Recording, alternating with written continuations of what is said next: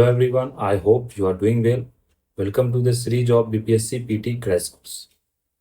जैसा कि हम लोगों ने प्रीवियस लेक्चर में एंशियंट और मेडिएवल हिस्ट्री ऑफ बिहार के साथ डिस्कस कर लिया था और जो जितना भी बिहार से रिलेटेड जो स्पेशल जो हम लोग डिस्कस करें बिहार स्पेशल उससे रिलेटेड जितना भी मेडिएवल हिस्ट्री का कंसेप्ट या और मेडिएवल और एंशियंट हिस्ट्री से तो बिहार से मेनली रिलेटेड जो कंसेप्ट था जो फैक्ट्स था वो हम लोगों ने अच्छे से डिस्कस कर लिया। और जो डिफरेंट आपको जो मेडिएवल हिस्ट्री में हम लोगों ने अर्ली मेडिएवल भी देखा, लेटर मेडिएवल मेडिएवल भी देखा, फिर हम लोग जो एंशियंट ने पढ़ा था उसमें जैनिज्म भी के बारे में भी देखा जो बिहार में किस तरह से ग्रो किया। अब वो बुद्धिज्म किस तरह से ग्रो किया, कहाँ कहाँ साइट्स हैं, क्या क्या आपको एविडेंसेस मिले हैं, और जो डिफरेंट जो थिंग्स था जो बिहार से रिलेटेड वो हम लोगों ने डिस्कस किया, जिसमें एंशियंट और मेडिएवल के पार्ट में। फिर जो हमारा जो आज का जो लेक्चर है इसमें हम लोग डिस्कस करेंगे, जो अब हम लोग मेडिएवल एंशियंट कंप्लीट कर चुके हैं तो हम लोग डिस्कस करेंगे मॉडर्न हिस्ट्री ऑफ बिहार। तो मॉडर्न हिस्ट्री ऑफ बिहार यहाँ से जो क्वेश्चंस आपको पूछे जाते हैं वो मेनली ज़्यादा क्वेश्चंस आपको मॉडर्न हिस्ट्री से पूछा जाता है, और ये एक बड़ा टॉपिक है मतलब एज कम्पेयर टू एंशियंट और मेडिएवल।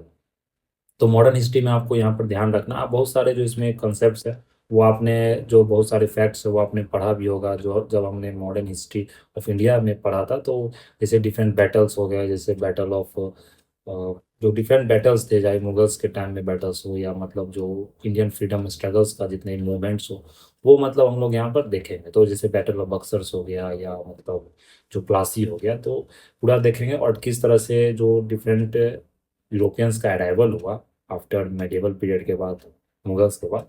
तो यूरोपियंस का अराइवल किस क्रोनोलॉजिकल ऑर्डर में हुआ, किस क्रम में हुआ, वो हम लोग यहाँ पर डिस्कस करेंगे। और क्या क्या फैक्ट्री का जो सेटअप हुआ, क्योंकि क्वेश्चन वहाँ से पूछा जाता है कि कौन से यूरोपियंस ट्रेडर्स ने कौन सा फैक्ट्री कहाँ सेटअप किया, कौन से जगह पर सेटअप किया। मेनली जो बिहार से रिलेटेड जो जहाँ पर जो सेटलमेंट पॉइंट था वो हम लोग यहाँ पर डिस्कस करेंगे।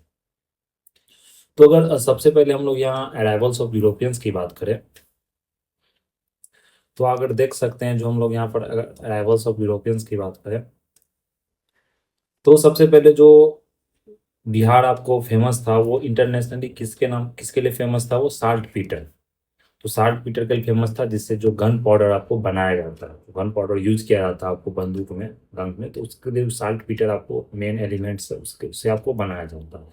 तो सबसे पहले जो विजिट आपको किया मेनली बिहार में, जो बंगाल बिहार पहले तो एक ही साथ था, वो आपको बाद में जाके आफ्टर ब्रिटिश टाइम में वो क्या हुआ, सेपरेट हुआ।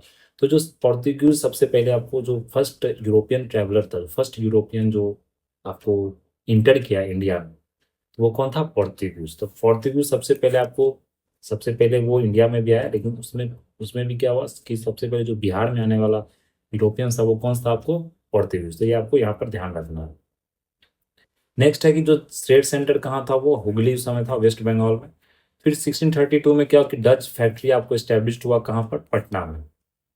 तो ध्यान रखना है कि सबसे पहले जो डच फैक्ट्री आपको कहाँ स्टैब्लिश हुआ था, डच आया था तो पटना में हुआ था। तो उसके बाद जो present northern building of Patna जो कॉलेज है वहाँ पर आपको वो फैक्ट्री स्टैब्लिश।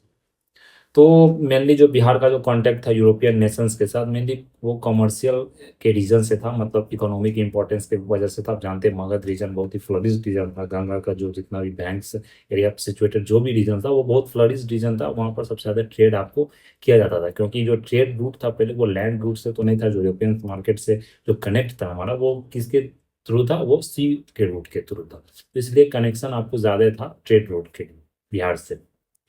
तो बिहार आपको सेंटर था कॉटन ट्रेड का, क्लोथ का, फिर सिल्क रूट्स का, ओपियम का, शुगर का, और सबसे ज्यादा साल्ट पीटर का। तो साल्ट पीटर के लिए सबसे पहले यहाँ पर जो गन पाउडर में यूज किया था उसके लिए यहाँ पर ट्रेड होना शुरू हुआ था। फिर अगर देख ले तो गन पाउडर में यूज किया जाता, तो ये जो मोस्टली आपको यूरोपियन ट्रेडिंग इस समय यहाँ पर आर्टिकल के लिए इस आर्टिकल के लिए यहाँ ट्रेडिंग करना शुरू किया। फिर अगर ईस्ट इंडिया कंपनी की बात करें तो ये सबसे पहले जो फैक्ट्री आपको पटना में स्टैब्लिश किया 1657-58 में। फिर जो टैवर्नियर था जो पटना में आपको स्टे किया था 8 दिन के लिए, उसने लिखा the Dutch company has an establishment there on account of trade in saltpetre which it refines at a large village called Chhapra. तो छपरा में इसका क्या होता था, रिफाइनमेंट होता था साल्ट पीटर का, और वहां से आपको वो गंगा नदी के जो पटना के किनारे वहाँ, पटना जो सिचुएटेड है वहाँ से वो क्या करता था, उस चीज़ को वो ट्रांसपोर्ट करता था। फिर आपको 1774 में क्या हुआ, डेंस आपको फैक्ट्री आपको रिच किया, फैक्ट्री वहाँ पर बनाया, कहाँ पर, पटना में। उस जगह पर बनाया आपको नेपाल कोठी में। तो ये ध्यान रखना, जो नेपाल कोठी आपको जो बना है पटना, वो किसके द्वारा बनाया गया था? डेंस के द्वारा। तो हम लोग जानते हैं कि सबसे पहले आपको पोर्तुगीज आया, फिर मतलब कि आपको कौन था पोर्तुगीज के बाद, फिर हम लोगों ने जो कॉन्टिनेंटल ऑर्डर डिस्कस किया था, पोर्तुगीज हो गया, डच हो गया, डेंस हो गया, इंग्लिश हो गया। तो पोर्तुगीज हो गया, फिर डच हो गया, फिर आपको इंग्लिश हो गया, डेंस हो गया, फिर फ्रांस, जो फ्रांस से आपको रूलिंग करने फ्रेंच हो गया। तो इस तरह से आपको कॉन्टिनेंटल ऑर्डर हम लोग ने वहाँ डिस्कस किया था। फिर अगर देखें अराइवल्स ऑफ यूरोपियन ट्रेडर्स, तो सबसे पहले जो कंपनी एस्टेब्लिशमेंट हुआ, तो पोर्तुगीज ने फर्स्ट कंपनी का वैसे 1498 में पोर्तुगीज आपको एंट्री किया था इंडिया में।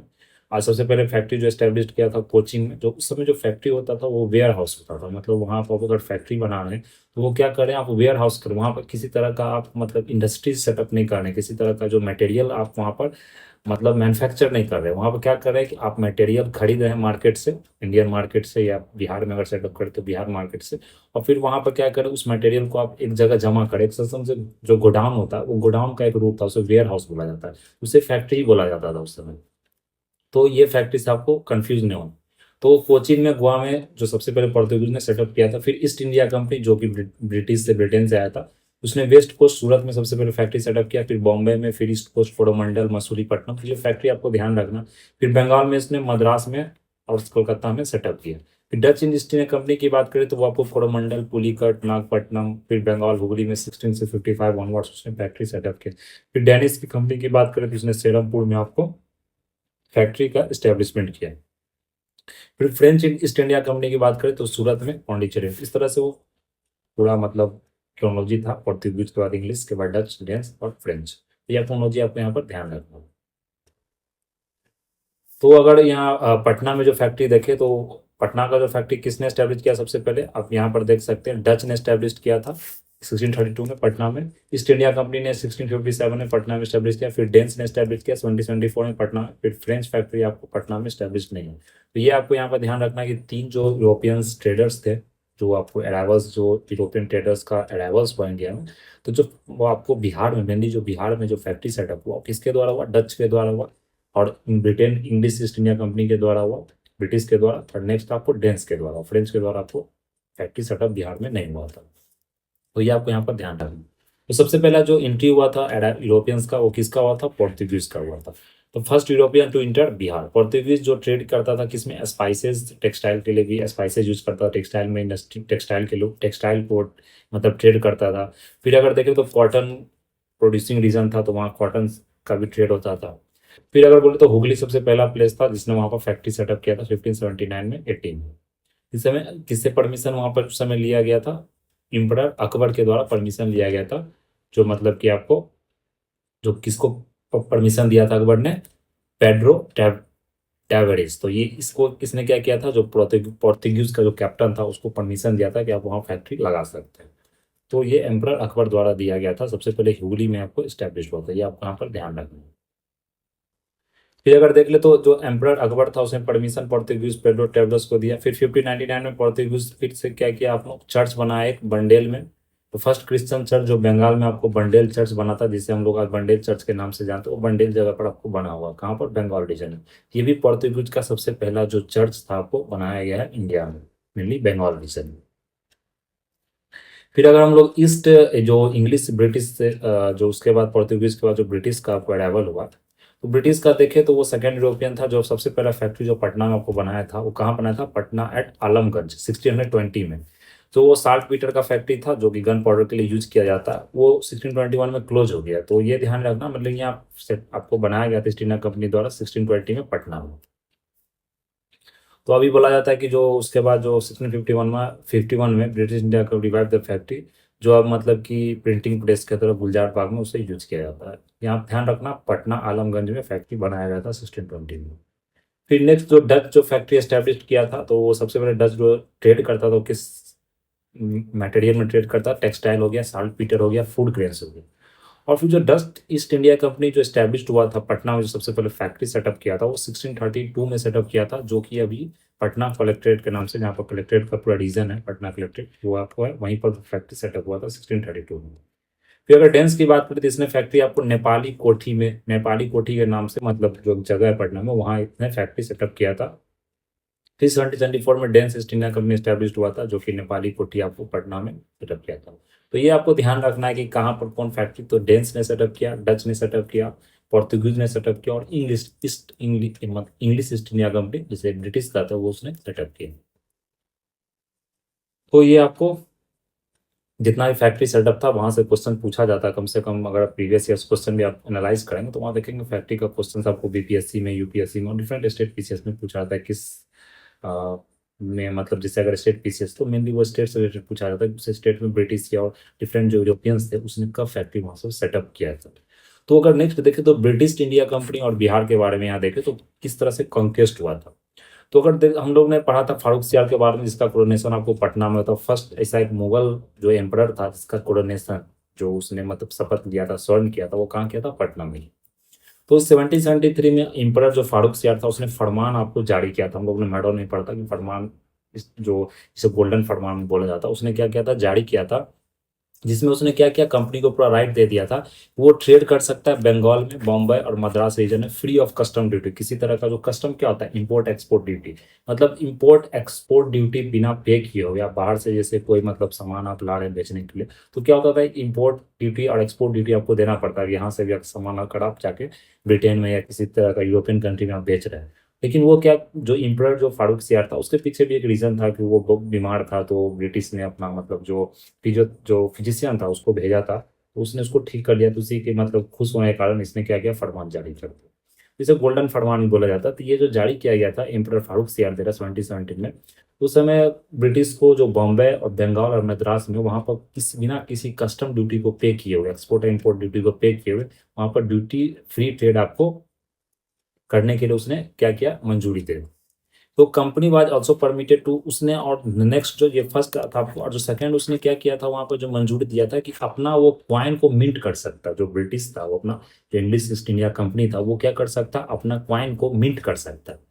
फिर अगर नेक्स्ट देखो जो नवाब ऑफ बंगाल था,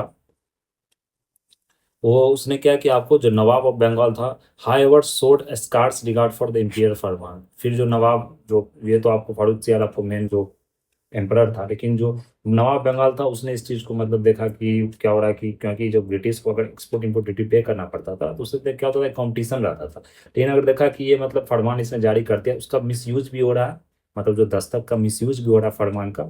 ऊपर से क्या हो रहा है कि मतलब जो कंपटीशन होता था वो कंपटीशन क्या हो गया, बढ़ गया, मतलब कि ब्रिटिश का जो प्रोडक्ट्स है वो अब ज़्यादा सेल हो रहा है, क्योंकि क्या होता था, एक्सपोर्ट इंपोर्ट ड्यूटीज के कारण वो प्रोडक्ट महंगा हो जाता तो वो सेल कम होता था। लेकिन अब प्रोडक्ट अगर आप सेम जो लेवल पर अगर सेल कर रहे हैं, चाहे वो इंडिया का अपना मैन्युफैक्चर कर रहा है कोई भी मतलब मुगल का अथॉरिटी में, और अगर ब्रिटिश मैन्युफैक्चर कर, तो प्रोडक्ट को सस्ता करके वो बेचा जाता है। इसलिए मतलब क्या हुआ कि जो टैक्स का रेवेन्यू था वो भी कलेक्शन आपको कम हो गया। तो यहाँ पर जो फरमान था उसका मतलब मिसयूज किया गया, दस्तखत को, फ्री पासेज को, तो वो सबसे बड़ा जो कारण था वो भी दस्तखत का मिसयूज, उसी कारण बैटल ऑफ प्लासी भी आपको हुआ था, जो कि 23 जून, ये डेट भी आपको याद रखना, ओनली आपको ईयर याद नहीं रखना, यहाँ पर डेट भी पूछा जाता। तो ये जून 23 1757 को ये बैटल ऑफ प्लासी हुआ था। तो ये बैटल ऑफ प्लासी किसके बीच में फाउट हुआ था, किसके बीच में ये लड़ा गया था बैटल ऑफ प्लासी, तो ये बैटल ऑफ प्लासी जो लड़ा गया था ब्रिटिश फोर्सेज जो रॉबर्ट क्लाइव के अंदर था, और बंगाल फोर्सेज जो कि नवाब सिराजुद्दौला के अंदर, ये आपको बैटल ऑफ प्लासी लड़ा गया। तो यहाँ पर जो ये बैटल हुआ ये एक ही दिन के अंदर में मतलब खत्म हो गया, लेकिन यहाँ किसी तरह का कोई डिसिसिव मतलब जो होता है वो नहीं निकला। तो नवाब कमांडर जो मीर जाफर था उसने मतलब धोखा दिया था अपने जो मेन जो नवाब था उसको, तो उसने मतलब कमांडर चीफ था, तो उसने क्या किया, ब्रिटिश से हाथ मिला लिया। तो फिर आपको, और ब्रिटिश ने उसे मतलब एश्योरेंस दिया था कि अगर तुम मतलब कि अगर हरा देते हो या मतलब मिल जाते हो तो हम तुम्हें फिर नवाब बना देंगे। तो उसे नवाब फिर बनाया गया आफ्टर मतलब जो ब्रिटिश ने ये वार जीत गया था, वो बैटल ऑफ प्लासी, मतलब बुलाया था, ये वार हुआ ही नहीं। Only two commanders, Mir Madan और मोहनलाल, ये आपको सिंसियरली जो मेन आपको कमांडर था, मीर मदन मोहनलाल, इसने बहुत अच्छे से फाइट किया। लेकिन जो अमित चंद हो गया, घसीटी बेगम, जगत सेठ, मानिक चंद, ये सब क्या था, डिफरेंट आपको ट्रेडर्स था। तो इसने क्या किया कि ब्रिटिश के साथ हाथ मिला लिया। तो ये आपको नवाब के साथ होते हुए भी इसने नवाब को धोखा दिया, मतलब इसने क्या क्या यहाँ पर क्या किया था, आपको धोखा दिया। इसके कारण क्या हुआ कि बैटल ऑफ प्लासी ब्रिटिश ने जीत गया। और फिर जो जीतने के बाद क्या हुआ, मीर जाफर को उसने वहां पर नवाब, जो नवाब था नवाब सिंह, उसने बैटल ऑफ प्लासी के बाद किसको बैठा दिया, मीर जाफर। तो निवाज जो सिराजुद्दौला था वो कैप्चर किया गया, फिर असैसिनेट किया गया और उस मीर जाफर को वहाँ पर, जो जिसका नाम मीरान था, उसे वहाँ पर गद्दी पर बैठा दिया गया after end of battle of Plassey. फिर अगर देखें तो बैटल ऑफ प्लासी जो ब्रिटिश को पूरा तरह से राइट दे दिया कि बंगाल में पूरी तरह से वो क्या कर सकता है, आपको ट्रेड कर सकता है बिना किसी तरह का कस्टम ड्यूटी या किसी तरह का टैक्स पे किए बिना।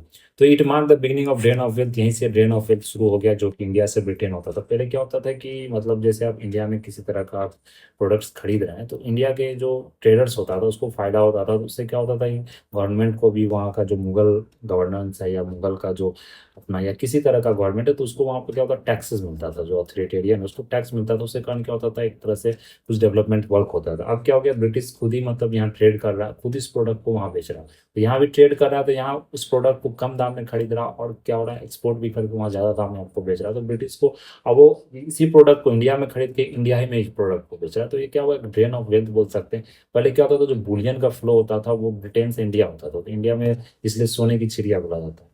लेकिन फिर अगर अब क्या होने लगा, बैटल ऑफ प्लासी के बाद जो ब्रिटेन अब क्या करता है, जो सामान खरीदता था इंडिया में वो इंडिया के ही पीपल को बेच रहा है, तो जो पैसा कमा रहा है उस पैसा को क्या करा, वो ब्रिटेन में जाता, ब्रिटेन का डेवलपमेंट वर्क आपको आगे बढ़ रहा और इंडिया में कुछ नहीं हो रहा, तो इस कारण एक्सप्लॉयटेशन आपको बढ़ गया किसका, इंडिया का, ब्रिटिश के द्वारा। तो ब्रिटिश बैटल ऑफ प्लासी के बाद क्या हुआ, मीर जाफर को आपको नवाब बंगाल बना दिया, जो 3 साल आपको 57 से 60 तक इसने वहाँ पर नवाबसिप आपको, मतलब इसके अंदर नवाबसिप था, ये बंगाल का नवाब तो बना 3 साल तक। फिर वह वो इनकम्पिटेंट पर्सन था, मतलब उस अपने रेन के अंदर वो फिगर हेड था एक तरह से, मतलब लेकिन रियल पावर जो था वो ब्रिटिश के अंदर ही था, जो रॉबर्ट क्लाइव था उस समय का गवर्नर, उसके अंदर ही आपको रियल पावर।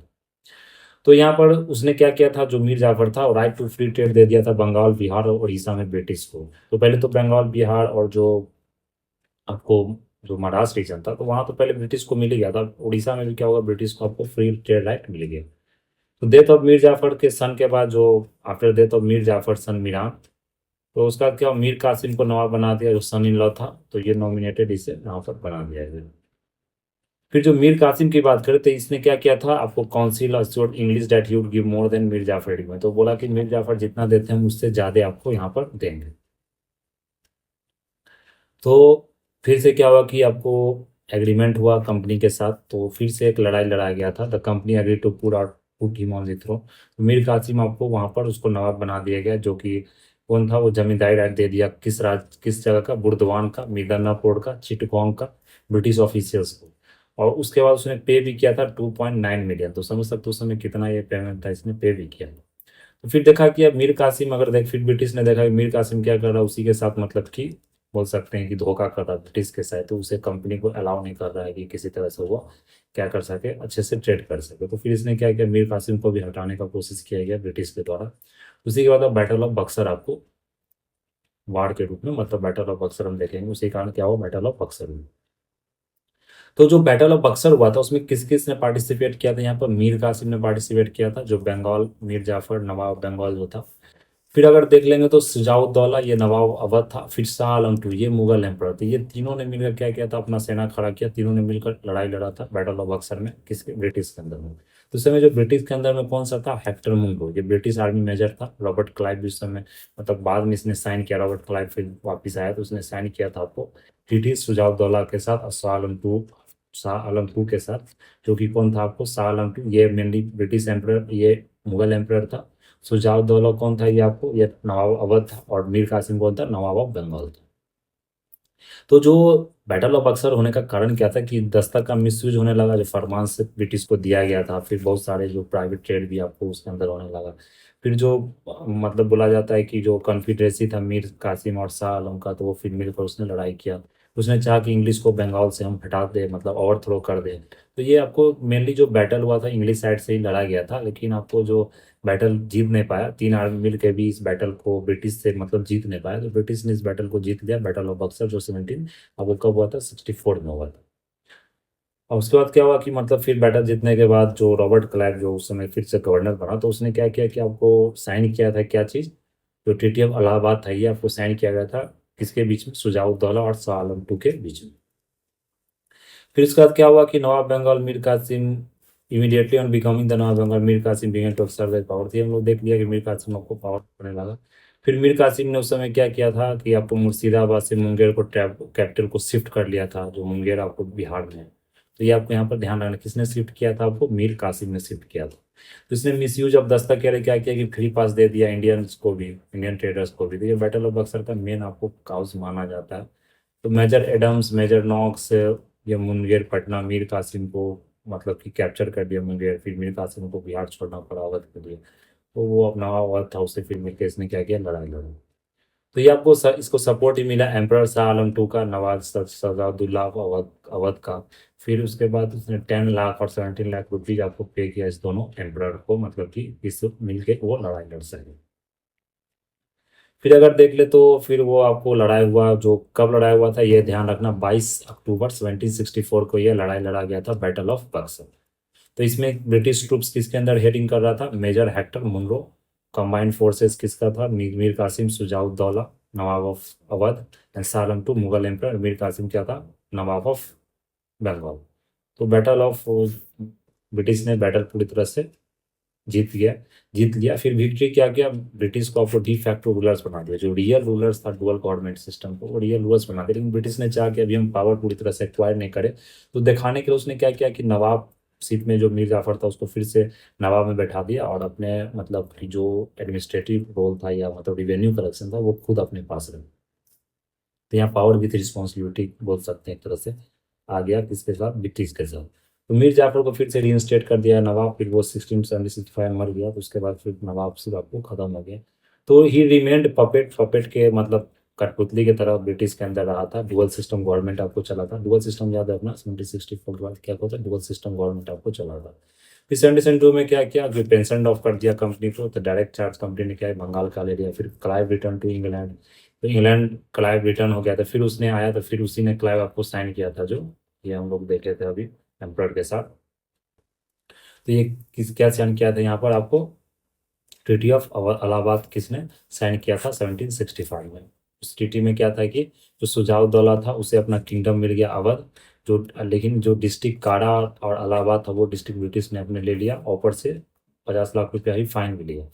फिर जो कारा इलाहाबाद था वो मुगल एम्पर शाह आलम टू को दे दिया गया। मोस्ट इंपॉर्टेंट रिजल्ट क्या था ट्रीटी का, जो दीवानी ऑफ बंगाल बिहार उड़ीसा राइट था। पहले क्या था कि आप सिंपली ट्रेड कर सकते, पहले ये राइट था। अब क्या राइट हो गया कि जो रिवेन्यू कलेक्शन जो चीज़ था, जो मतलब टैक्स कलेक्शन होता था, वो मेनली क्या होता था, वो मुगल को जाता था, मुगल जो एम्परर था मुगल गवर्नमेंट को जाता था। अब क्या हो गया कि ब्रिटिश उस टैक्स को खुद से कलेक्ट करने को दीवानी बोलते हैं, मतलब रिवेन्यू राइट का कलेक्शन का आपको पूरी तरह से राइट मिल गया। अब रिवेन्यू कलेक्ट कर रहे हैं और खुद पर उसे क्या कर रहे हैं, यूज कर रहे हैं, या उस चीज़ को आप डेवलपमेंट के लिए ब्रिटेन भेज रहे हैं।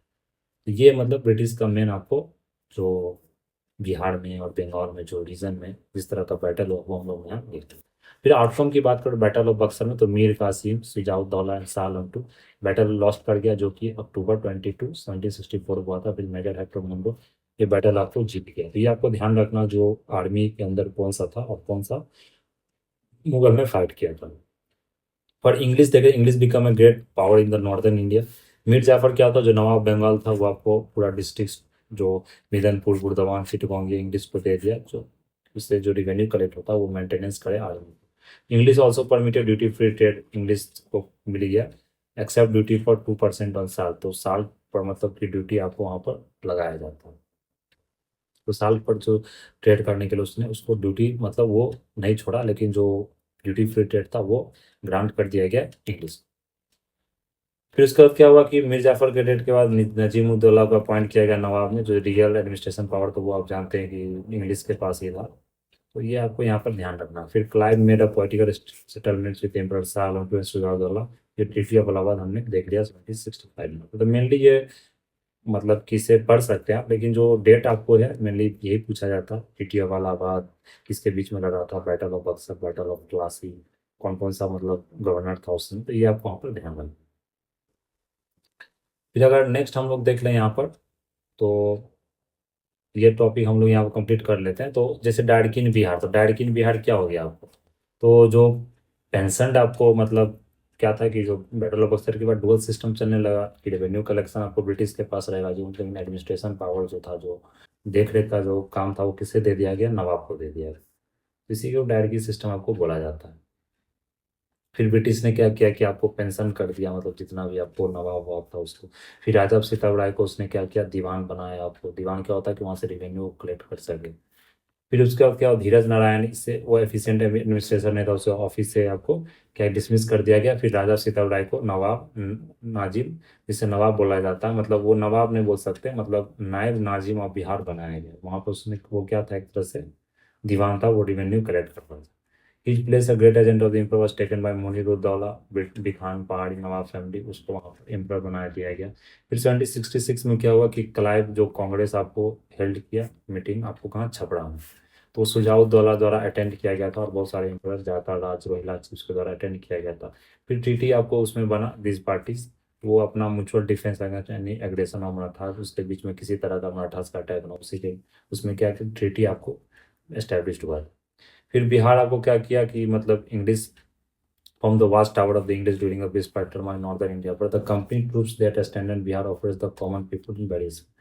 तो मतलब बिहार में अब धीरे धीरे टैक्स कलेक्शन कम हुआ, तो मतलब देख सकते हैं फैमिन का भी केस आया था कुछ दिन बाद उसमें। तो इस तरह से ही आपको फैमिन हुआ था, देखते 1769-70 में। तो बहुत सारे पीपुल मतलब स्टारवेशन भूखमरी के कारण मर गए उसमें। तो ये फैमिन आपको हुआ था, में बहुत लाखों आदमी मतलब आदमी का वापस जान गया। फिर अगर बोला जाता है कि जो जेम्स अलेक्जेंडर था, कंसिस्टर जेम्स अलेक्जेंडर, ये प्रेसिडेंट था, रॉबर्ट पार्क जॉर्ज वंश से स्टार्ट, ये राजा सीताराम राय के साथ काम करता था।